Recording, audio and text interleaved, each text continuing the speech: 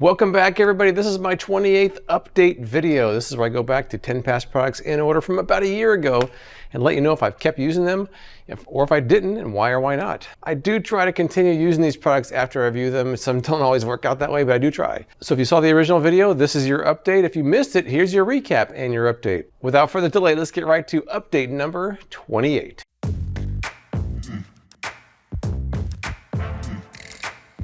Number 271 was a collection of wearable lights. I kind of covered myself from head to toe with them, ran around the park for a while to see how they actually worked. Here's some scenes how the original video went. USB rechargeable shoe lights. If you remember the slap bracelets, this is a lighted version of that.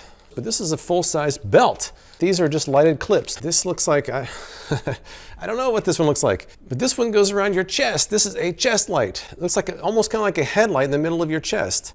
Okay. This wasn't even that loose before. I'm a bit skeptical it's gonna hang on that long. If that short of a run, they're already sticking off about an inch off my foot. I'm gonna clip one on this side, and I'm gonna clip the other over here. Okay, well, my shirt covered them up. I could clip them on this pocket here, I guess. People are probably wondering what I'm doing out here, but I don't really care. Here we go, running with the belt. You would think it would go all the way around, but it only goes in the back. I feel like I'm in that Tron game from the 80s, man. It's like, time for the lap. The good news is these look cool. The bad news is that look what was on the ground out there. Oh, it fell off. Ooh, I got a headlight. Whoa. Look how bright that is. Oh, the cameraman's impressed. How's it look on the back? I got a tail light, right? Yep. What do you think? All right, here we go. Oh, wow, it definitely lights the way. It's like headlights. I can see where I'm going. This is actually pretty nice. It illuminated where I was running, which is really nice. Let's have them all blink. What do you think, huh? That's right. That is so ridiculous. The Tony Stark flashing light running outfit is complete. I don't know what that was. But I'm telling you that I am standing out like a Christmas tree right now. So last summer was definitely kind of a different summer for most people, including myself. I kind of wore the slap lights a little bit. I even put them on Bailey a few times. I had a lot of people write in and say they actually like these as well. Most of the ones that I had, the batteries died. The battery is replaceable, but I didn't replace the battery. I found one that still works. They definitely held up, but once the batteries died, I never really replaced them. So good idea and useful, but I probably would have used them even more if they were rechargeable.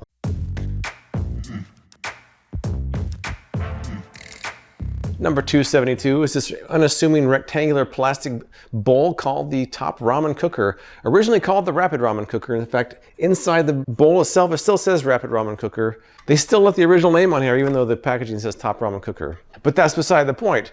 This is actually just a bowl that allows you to make ramen in the microwave. Here's some scenes how the original video went. Top Ramen Microwave Cooker, which supposedly allows you to make ramen in your microwave instead of on the stove top like the directions call for. All you're supposed to do is add ramen, put water to the fill line, and microwave for 3 minutes, and then add the seasoning. That is to the fill line, and so that's about 1 cup of water. There it goes. And we're off. There we go. Oh, wow. Well, I mean, it's done. It's done. I think I can do better. I think I can do better. I feel like the stovetop was better. This time I'm gonna add more water. I got 1.5 cups here, so it should go above the fill line. I don't care. Here we go, Top Ramen Cooker. Take 2. Well, it looks a little bit better, I think. Let's try it out. I still don't think the texture is as good as on the stovetop. So I just got a basic bowl right here. Nuke it for 3 minutes. And there it is. That's how it goes on YouTube. When you do one thing, everybody out there that has a different opinion than you says you're wrong. These two are the same to me. Stovetop, Top Ramen Cooker, strict instructions, Top Ramen Cooker, alternate instructions, middle school hack, which is the same as the Top Ramen alternate instructions. I think the Top Ramen Microwave Cooker does not have a place in your kitchen. There's no need for it. If you have a bowl, you don't really need it. So even though the Top Ramen Cooker did get used for a while, later on I did a collection of other Rapid Brands products. So this was kind of replaced by the Rapid Soup Mug, which is still being used around the house. So I think this is not so bad, but this one was actually a little bit better. I did find, however, that trying this out versus just using a regular bowl, there was not much of a difference, so I'm not really sure this is very necessary.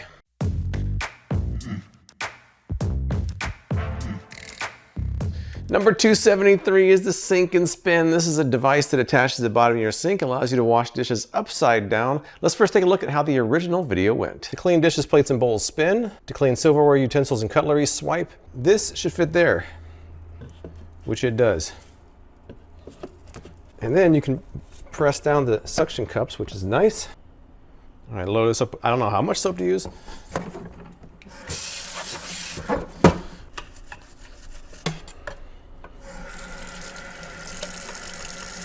Hey, I'm gonna, you know what, that cleaned it pretty good. We're off to a good start. We're supposed to be able to just kind of do this. First of all, I'll say that it cleaned the inside of the bowl really nicely. The lip of the bowl doesn't really get clean when you do this way. So you're gonna have to, I don't know, just do that, I guess. I put my fingers on the plate more than I normally would if I was just scrubbing it. I would usually just hold it in one place. Here I'm having to touch it all over. But on the flip side, you're actually able to use quite a bit of leverage when you push down on this thing, so that's kind of cool. Now the inside of this cup, it's not getting. The inside of the cup is not getting. Another thing is you can't really see where you're cleaning at. So you kind of have to pick it up and look. Although that did a good job. For a bowl, it's really good. You can like press down, you can two-hand it. It did a really nice job on this bowl, I will say that. It seems it's really well geared for silverware. I like the see-through lid. I can see exactly where it's scrubbing at. That's kind of nice. I'm feeling it. I would say there's two major pros and two major cons. The two pros would be that it's really good for bowls and silverware. Pro number two is that it stays in place. Now let's take a look at the cons. Number one, no cups or glasses. Number two is the fact that when you're cleaning the dishes, they're faced away from you, so you really can't see how well they're being cleaned, and you have to keep checking them. I think that this is one of those products that some people are gonna really like and some people won't. All right, so this is something that I did use for a while, and as with most kitchen gadgets I try out, I try to use them as long as I can. It didn't really make the varsity team, so it ended up back in the boneyard. Although I do think it's useful, and I'm pretty sure they've made some improvements since the one I tested, so if you do pick it up, you'll have a better version than the one I even tried.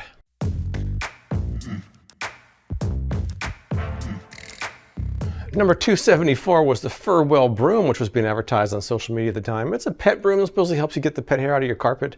Let's first take a look at how the original video went. First thing I need to do is get a significant amount of pet hair on this carpet. I'm gonna get hair everywhere.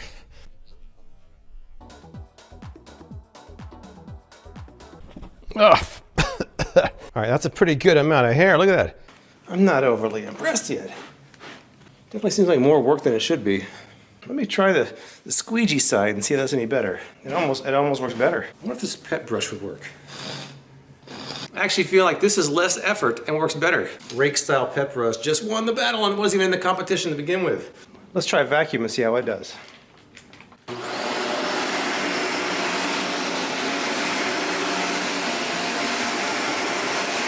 That was no contest. And one thing the advertising also seemed to claim is that you can use this even after vacuuming and still get a pet hair that your vacuum couldn't get. Oh, I'm actually getting a little bit. Hey, I actually got a little bit on the from the squeegee side, not from the bristles. I mean, it's leaving it behind. It's not great. It's just not great. Let's try the Furwell roller next. That's interesting. Now this is working better. Look at this. Oh, way better. Why were they advertising that when this works better? You know what? I will say that as far as hard floors goes, I'm seeing some redemption here. It's actually pretty nice for hard floors. Ironically, the roller that came with the Furwell as a bonus is actually the thing I use the most. I don't really use this part of the Furwell broom for my carpet, although I have found that the squeegee side is kind of a game changer as far as picking up pet hair off hard floors goes. In fact, whenever you pick up pet hair from a hard floor, usually you sweep it up, it gets caught in the broom. With the squeegee side, it does not happen. So it's much better to pick up pet hair with the squeegee side than with a regular broom. So it's kind of funny. The one feature that was advertised is the one I don't use. So fortunately, I have the roller and the squeegee side, which made my purchase worth it.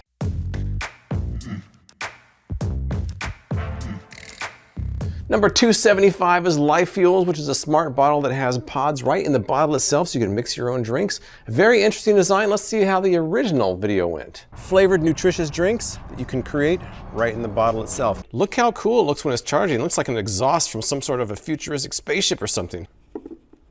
And then twist, it clicks. According to the instructional video, you can cycle through the different flavors on the front here, and it corresponds to the flavor on the bottom, which is very cool. I can make a new beverage based on whatever I want on these 3 fuel pods. Swipe. There it goes. And now, shake it up. All right, so now I've got my peach blackberry custom flavor. It kind of reminds me of about the level of Propel. If you've ever had Propel, it's kind of about that level of taste and sweetness. Now let's watch. Ah, it appeared. Did you see how fast it appeared? It showed me exactly how much I had to drink and when. All right, setting it down. Let's watch the app. Oh, see it? Did you see that? I think that this is the most amazing water bottle I've ever tried in my life. It's also the most expensive. I really like this product. It actually ended up on my honorable mention for my best of 2020. I bought a bunch of replacements for it. And in early 2021, they announced they were discontinuing it. I was so bummed. So, I mean, if you have one of these, it's a nice, attractive paperweight now because there's nothing you can do. I mean, it was kind of overpriced. The pods were expensive, the bottle was expensive, but I was hoping they could figure out a way to continue it at some point, but I guess not. So this is probably just gonna have to end up maybe in my kitchen and on display with some of the other antique items I have that are no longer available. So let's go do that. I've got some of my old pieces up there. I got the 1958 chopper, the 1977 auto mug, Bavarian Edge. I guess I can just put it right up here. It's gone from functional to display piece. And there it will remain.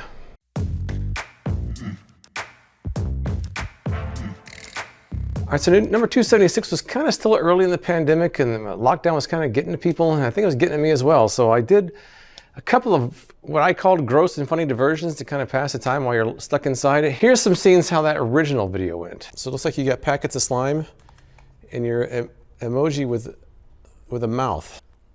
It feels like liquid. If I push it slowly open and then just let go real fast. Oh, it's in. It's kind of dangle over the mouth there. Blah, blah, blah, blah, blah. Oh, let's see here. Oh, oh, oh, Bleh. Way more fun with this than I probably should and than I ever expected. Hey, what'd you think about that linguine and clam sauce? I didn't really like it. Bleh. Let's take a look at Pop It Pal, which is supposed to be simulated pimple popping. This is what it looks like. It's kind of almost skin-like. And I guess each one of these would be the repository for the fake pimple material. Oh, look at that. Oh, look at this. Oh, it's kind of like pasty and cheesy. It definitely smells like a chemical and not something biological, if that makes it less gross for you. Son, wipe that off your face. Oh, that's a good one. Oh, that was more like a sebaceous cyst than a pimple. Why would people enjoy this? Ooh. I guess you could give this to your preteen before they become a teenager and they have practice at it. Oh yeah.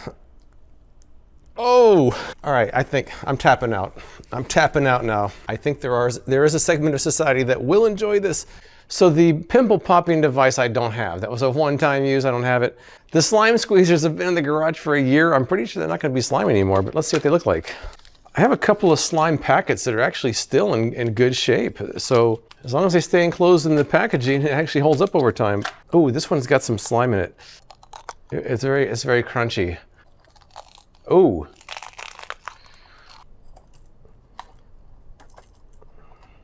And so that's what our slime looks like after a year inside of there. It was a fun diversion for about 15 minutes, but not really something that people are going to buy on a regular basis.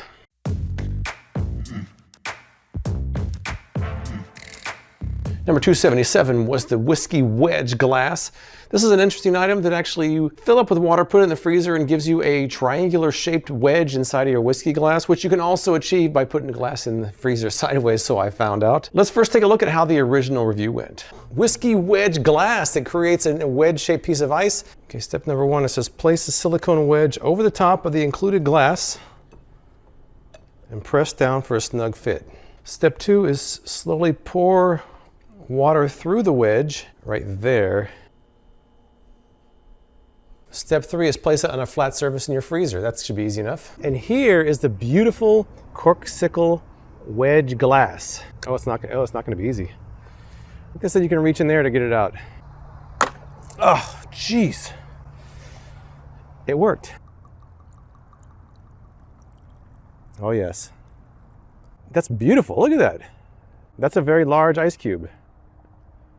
I did it one time. It was easy to follow the instructions. It worked pretty much like I expected it to. So I was wondering, do you really need a special wedge to do this? Or you could just do this with any square glass tilted sideways in your freezer. All I did was put 4 ounces in the glass and I tilted it against some ice cube trays to see what I could get. Let's see how it looks. It doesn't look as good. You get this kind of bump in there where the water did not freeze evenly, and you also have a lot of frost around the edges that taking that wedge out kind of got rid of. So I think you could do it, but it doesn't look quite as good. So this is something that I kind of left out for a while. I probably used it 3 or 4 times after my video, but eventually it ended up in a box in the cabinet and out in the boneyard. It's not something that I really used that much. The only real thing to mention about this is that I made a TikTok out of my video, and that's my most popular TikTok on there. Otherwise, the Whisky Wedge Glass has been relegated to the boneyard.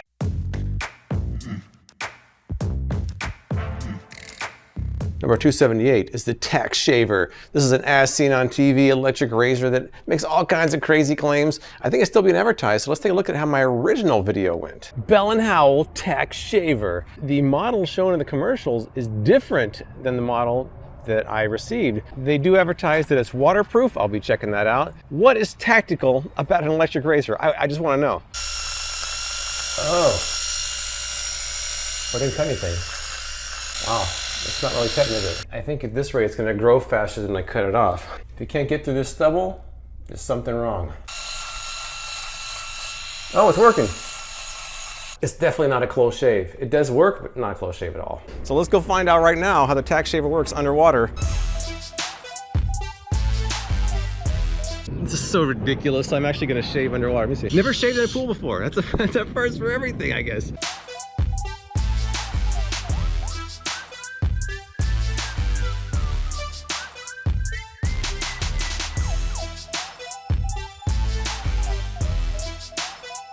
I've been using them both dry, with water, and even with shaving cream, and they've both survived that, although the Tac Shaver does not work as well on day 7 as it did on day 1. The Tac Shaver is not working consistently anymore. Last night it wouldn't turn on at all, even after being charged. In the end, if I had to give the Tac Shaver a rating, I'd probably give it about a 4. If I wasn't having these inconsistent motor problems, I might bump it up to a 5, and that's probably being a little bit generous too. So I ended up putting this number 3 on my worst of 2020. Not a great product. I have not continued to use it because it wasn't great the first time. So what would be the point of continuing? I haven't heard a lot of good comments about it from people who have tried it. So to me, the Tac Shaver was kind of an utter failure.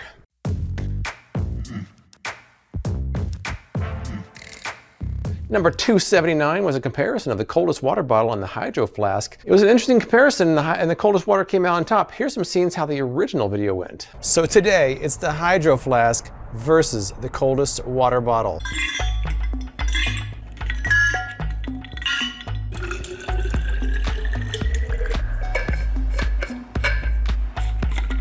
I'm gonna come back tomorrow at 3:45 p.m. and see if there's any advantage. I'm guessing there's going to be no advantage. I think they're going to be about the same, but we'll see tomorrow. Hydroflask, so 73, 74 degrees. Coldest water bottle, 60, 61. Oh, I think the Coldest water bottle won. I'm totally shocked. It's David and Goliath. No, not really. But no, really, I'm impressed. I'm impressed that one actually won over the other. Test number 2 is the hot liquid test. Simple enough. Boil some water, fill both bottles up, stick them in the fridge for 12 hours, and whichever bottle is warmer wins the test. 196, 196, pretty close. All right, there they are in the fridge. We're gonna come back in 12 hours and see what happens.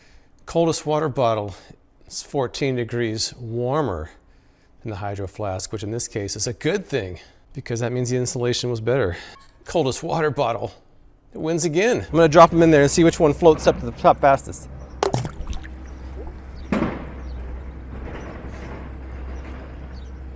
Oh, the coldest water bottle won.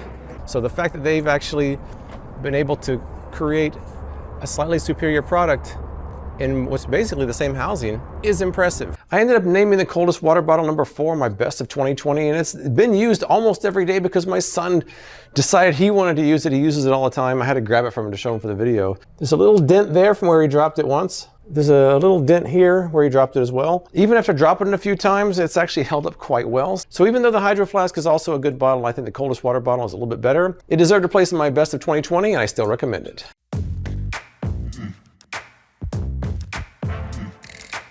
My 280th product review video was a collection of car gadgets. Had kind of a random collection of gadgets for the car. Let's first take a look at how the original video went. This is basically a tube that attaches over your air conditioning vent. Time to put my nozzle in my face, whatever that means. If I push it all the way left, I close the vent. If I push it to the right, it's right in the way of my hazard button, it turns them on. The actual tube itself is cold. Oh, I definitely feel it. I guess you'd call it a car console extender. It does seem to fit. And it does hold my drink. I worry about this. Could definitely put both of our phones in here. This drink right here, if it's really a large drink, could be a problem. I'm thinking I would put this, if I was by myself, by the passenger side, not the driver's side. Automobile swivel tray.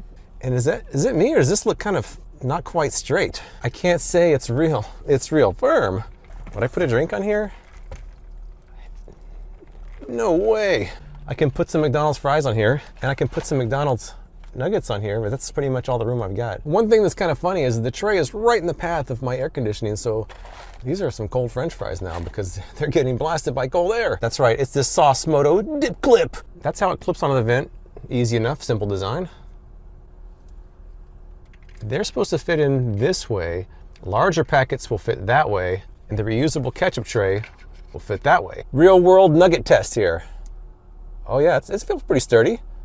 I can definitely dip with authority and it's not going to go anywhere. I think it works.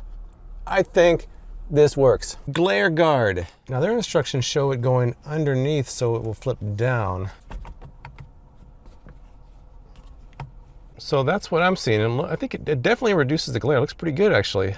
Well, let me see my sunglasses. Well, they do a pretty good job of reducing the glare too. I think that means that it's polarized. Woohoo! If you already wear sunglasses while driving, I'm not sure you need a visor like this, but if you have something like prescription glasses and no prescription sunglasses, this is a good alternative for sure. So of all those, the one that I use the most surprisingly is the Sauce Moto dip clip. I actually keep this in my glove box. I know it's a bit gimmicky, but it's kind of a fun gimmick. So I've actually used this quite a bit. You've probably seen other videos of mine. I didn't think this was going to be the one that was going to come out on top, but a year later, this is the one that I still occasionally use. It's a bit of a conversation piece. It's kind of fun. Kids like it, but you know, I've also heard from other people over the last year that also like this. So it's one of those few items that even though it is gimmicky, it's still kind of fun to use. So in the end, if I had to pick a favorite among this batch of products, I would say probably the coldest water bottle. I would have said maybe the LifeFuels, but it's discontinued, so not really worth pushing that one anymore.